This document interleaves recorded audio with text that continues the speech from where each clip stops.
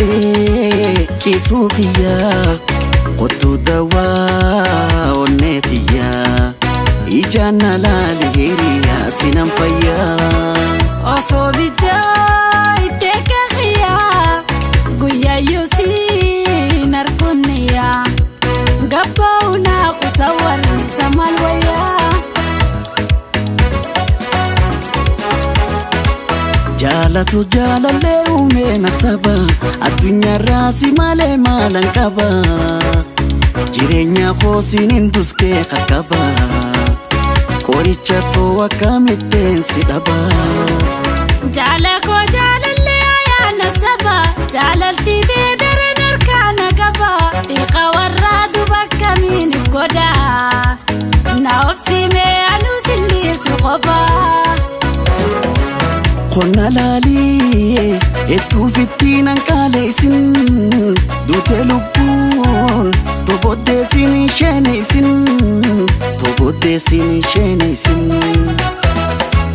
mijudetin sifidu fana nifatin tiyalubu sifumamten dagatin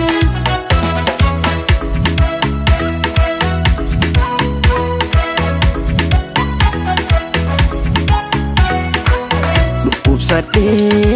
kisufiya qotu dawa onnetiya ijana lalihiriya sinam fayya osomija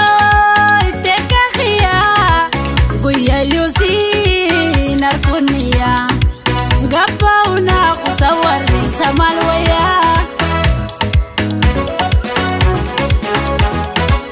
jalati teni beita wana mudde osonde muchora gona rakete baka jirtu oso khatena dufte ni waya wayo na bira mulatte jalalti de misarkana kabdi okunsi adate qalbina qutti loy fadetin de mujira qabutti ofsi furmanni nufdu fadiyoti qonna lali edukanan nande beisin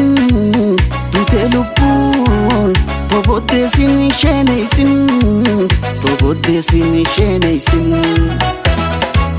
mijudetin sifindu fana nifatin tiyalubu sifumamten dagatin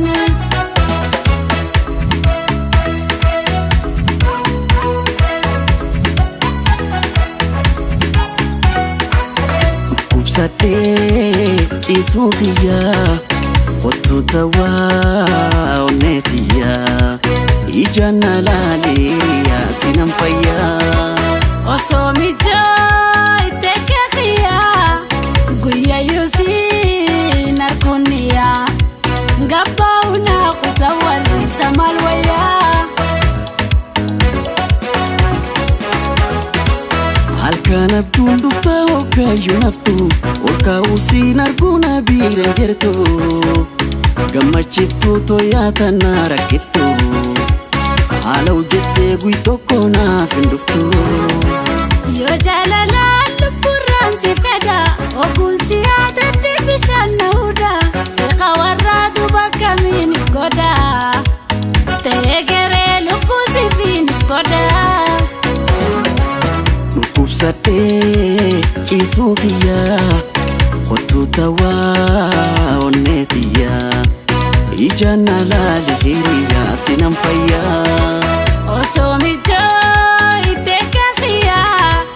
guya yusin arkuniya gabauna qutawari samalwaya jalalti teni beita wana mudde osonde muchora gona rakete baka jirtu khate osona dufte ni waya wayo na bira mulatte jalako jalalle ya nasaba jalalti tedere narkana kaba tiqa waradu bakamin fgoda